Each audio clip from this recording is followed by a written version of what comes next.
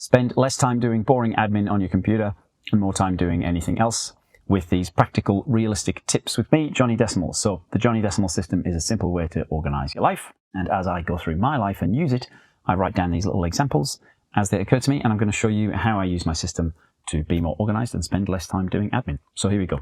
Okay, first one. And let's look at the before situation.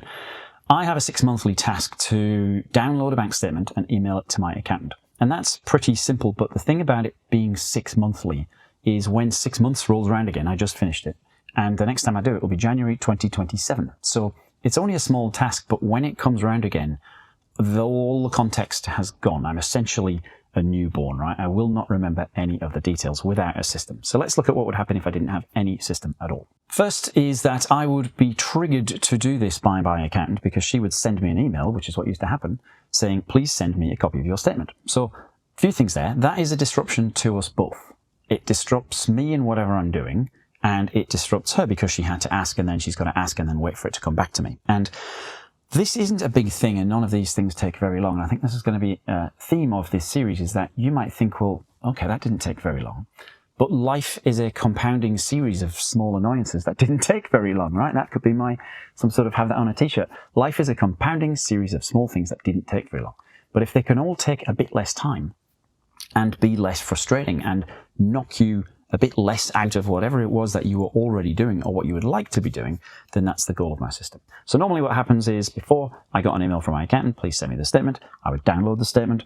And now I've got this downloaded statement. I don't want to stick it on my desktop because that would be chaos. So now I've just got to think where to file that thing. So I've got to find the place in my file system, and then I send her an email. So like I said, not a radical disruption, but this is what life is. And so let's make it better.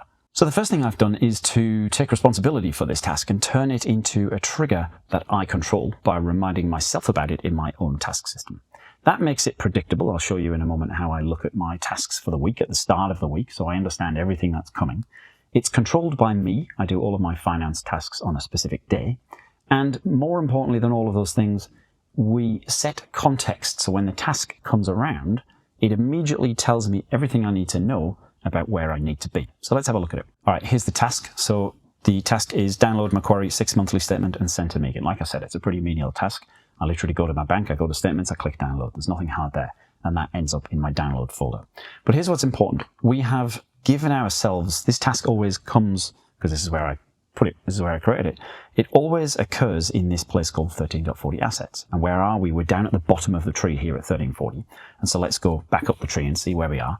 So 13.40 is an ID in category number 13, money spent, saved, and so on. And 13 is a category in my business administration area, 10 through 19. So we'll see this in my files in a minute. You go from the whole world and you narrow down through your areas and your categories and you get to a place. And the place is 13.40 assets, as in financial assets, as in a bank statement.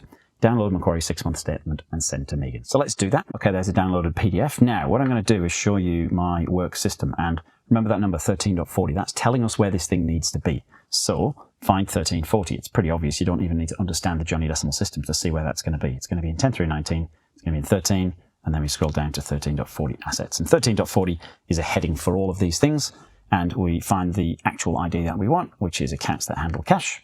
And in there, there's Macquarie. So I immediately knew where that was. As soon as this task came around, I didn't have to think, where am I going to put this bank statement? There's all of that friction has completely gone. And here it is. Here's another little trick I do, and there is a video I've already recorded about this. I always have this window with these 5 tabs open. It's never not open. And so I always know where these tabs are, and I can always reach. For example, that one's always my downloads, and I can always get there. So what I can do is get this downloaded bank statement and move it across to this place. And then you'll see we have consistency, another part of Johnny.Decimal. Don't just leave it there as downloaded bank statement. Obviously, that's terrible. Let's grab this one, copy its name, go here, paste the name over, and just fix up the date.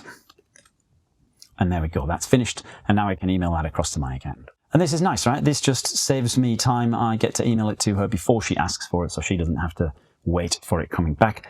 I think this makes me look more professional, and it's just a nicer thing to do. I have similar tasks. I have to download my quarterly bank statements just for myself, and they come round in the same place in that things system. They all come round in 13.40, which means I have this deep familiarity. Every time my bank statements come round, I just know where they're going to be. There's no question. Then finally, just back to these 5 tabs that I have open in this workspace, I always just kind of reset them back to the root, right? So I always just step back up another theme of Johnny.Decimal, just be tidy.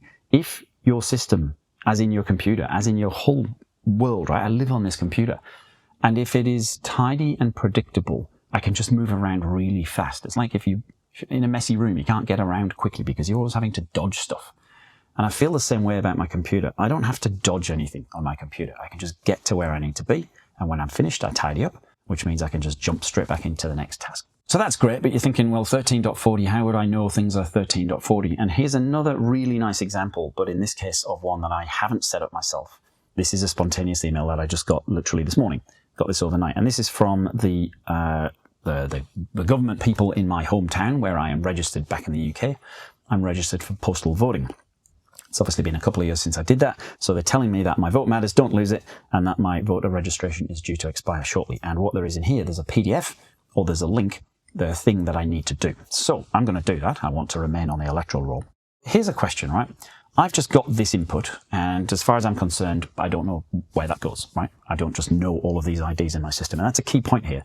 I'm not expecting you to remember any of these places, which is why it's so valuable that when a task appears at 13.40, that's past you having done work, telling future you what to do already. You know, it's just so nice when you just get fed this information that past you has done for you. So current me, however, is like, I don't know where this thing goes. And this is where your superpower, which is the index, your Johnny.Decimal index, comes in. And that tells you where everything is. So let's have a look at my personal index. So a key part of the system, a key design of Johnny.Decimal is that at the very top of your system, you have things called areas, and they are a very broad grouping, an area of your life. And the key thing is you can only have 10. So your first choice is which area of a maximum of 10 is the thing going to be in. And that makes the choice very easy because I've only got 2. And so it's really unambiguous. So let's have a look at that first. Here are my areas. I've either got, you can ignore the system management thing, I've either got life admin, as in my life's administration, or create and collect, which is like my hobbies and so on, right? Which one is my voter registration likely to be in? It's pretty clearly life admin, right? So let's have a look in there and let's expand that. Now, within each area, we repeat the process. You've now got at most 10 categories, preferably fewer, less ambiguity, and your job is to find which category the thing's in. Well, let's have a look in mine. Is it me and other living things? Is it where I live and how I get around? Money earned, spent, saved, and so on. My online life or travel, events, and entertainment. This is the life admin system. In there, we have said that voter registration is to do with you. It's a property of yours, and so that is in 11, right? And now what I've got is all these IDs, and I do need to find voter registration in here. So I've got a couple of things I can do. I can just type vote in there, voter registration, and that appears. We've also built these little headings into this thing so that you can, everything's grouped by blocks of 10. So let's see, is voter registration likely to be in my personal records? Physical health, mental health, I'm just going to say, yeah, likely. Physical health, no. Mental health, no. Family, no. Friends, no. Pets, no. Career, no. It's obviously in the first one, personal records. So then when I look in personal records, here are my personal records, and you just have to scroll down, and there you go, there's voter registration and elections. So you can see you narrow from everything possible in your life down to this one really quite specific thing quite quickly. And here we are, 11.15 voter registration. There's my previous thing. Like I said, this is my actual real life. And now, watch this. Let's go to my personal system, which is always the second tab, and let's go to voter registrations. And there's the last time I did this. There you go, 2 years ago. Yep. It's now the 15th of July, so that is almost exactly 2 years ago. And what I'm going to do, I won't show it here because it's boring. I'm going to save down that PDF and I'm going to put it in that folder. Then what I'm going to do, because I haven't done this task yet, I'm going to go to my system. I'm going to go to Johnny's tasks. I'm going to go to 11. I'm going to go to 1110 personal records, and I will do this now because why not? Complete. I'm going to create a task myself that tells me to do that, telling myself the PDF's in the folder. I think she said there was a link. I might complete the link either way. And now there you go. 11.10 points me back to where I need to be, and it all ties together in a really nice way. That's it. 2 simple real life tricks. And I kind of see these as like taking the edge off my computer use. Like I say, I use my computer all day long for everything. And without this help, I like the analogy of a dirty room. You're just rummaging around for things, and that's just frustrating, and it takes longer and the results are worse. I have a neat room, which doesn't take a lot of effort, but it does take some effort. I'm not going to pretend this is like free from an effort perspective. You do have to put your things in a folder still, but in the long run, it takes a lot less time than just trying to find them on a messy desktop.